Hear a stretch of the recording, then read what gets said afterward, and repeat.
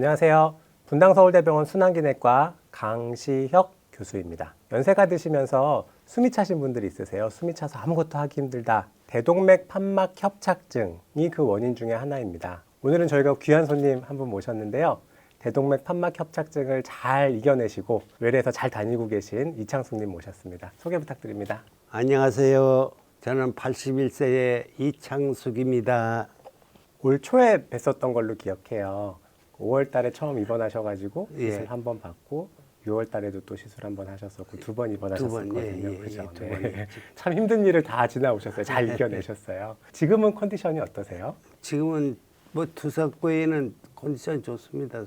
숨도 잘 쉬어지고 운동도 좀 하시고요. 예, 운동하는데도 지장이 없습니다. 올 초에 저 뵀을 때 증상 한번 다시 말씀해 주실 수 있으세요? 한 3년 가까이 됐는데 길거리에서 주저앉아가지고 숨을 못 쉬어가지고 몇 번 쉬었다 오고 해서 그때부터 숨을 잘 안 쉬어져요.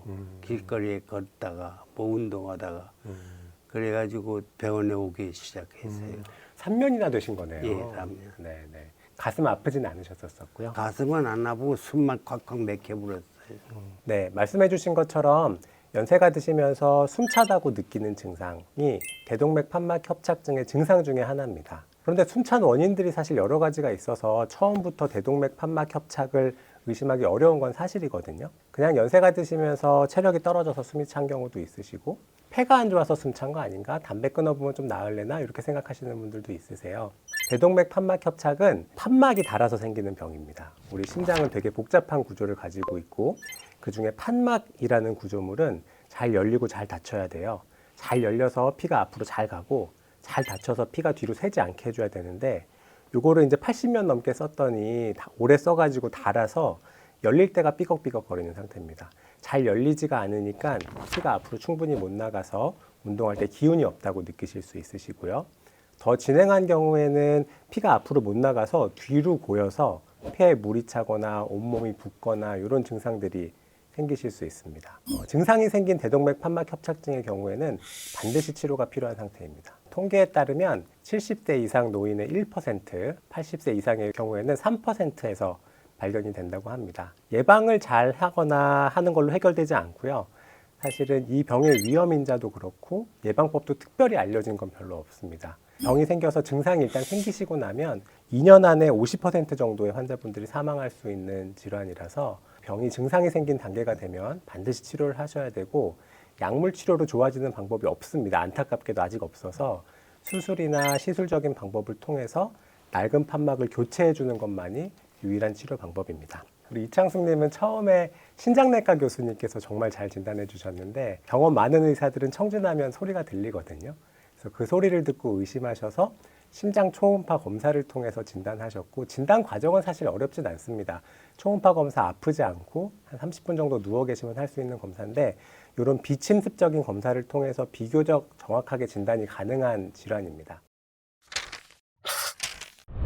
수술하고 시술하고 설명을 저희가 드리기는 했던 것 같아요. 혹시 기억나시는 거 있으세요? 아유, 그냥 수술을 하면은 째고 뭐고 해가지고 해서 내가 겁나가지고 수술은 안 하겠다고 해서 그런 말만 했더니 의사 선생님이 와서 시술로 하자고 해가지고 하게 됐어요. 대동맥 판막 협착증은 치료 방법에 대해서 저희가 여러 의료진이 같이 상의를 하게 됩니다. 크게는 수술과 시술 두 가지 방법이 있는데요. 두 가지 방법에 대해서 미리 환자분께 충분히 설명드리고 환자분과 가족분들이 결정한 후에 저희가 그걸 따르도록 하고 있는데요. 사실 이창숙님은 연세도 많으시거니와 동반 질환이 많아서 크게 논란 없이 결정되기는 했었어요. 의료진들이 잘 합의가 됐고 환자분 의사도 그래서 저희는 시술로 진행하게 됐습니다. 수술은 가슴을 열고 뛰는 심장을 멈춰놓고 심장을 열어서 낡은 판막을 잘라내고 거기 인공 판막을 집어넣고 한 땀 한 땀 꼬매서 꼼꼼하게 하는 수술이거든요. 그러니까 전신 마취해야 되고 심장을 멈춰야 되고 수술 시간도 길고 인공호흡기를 달 수밖에 없는 어려운 수술인 거죠. 반면에 시술은 심장이 뛰고 있는 상태에서 관이 들어가서 재빨리 판막을 넣고 나오게 되니까 처음에는 성적이 수술만큼 좋을 수 없다고 생각했는데 경험이 10년, 20년 쌓여보니까 시술의 성적도 수술 못지않게 아주 좋은 걸로 나오고 있습니다. 경피적 판막 치환술은 대부분 사타구니 혈관을 사용하고요. 사타구니 혈관에 수술하는 대신에 굵은 관을 넣게 됩니다. 굵은 관을 따라서 판막이 대동맥을 따라서 심장까지 올라오게 되고요.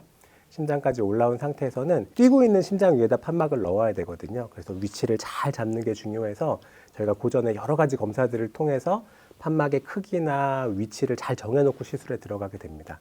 심장을 멈출 필요가 없고요.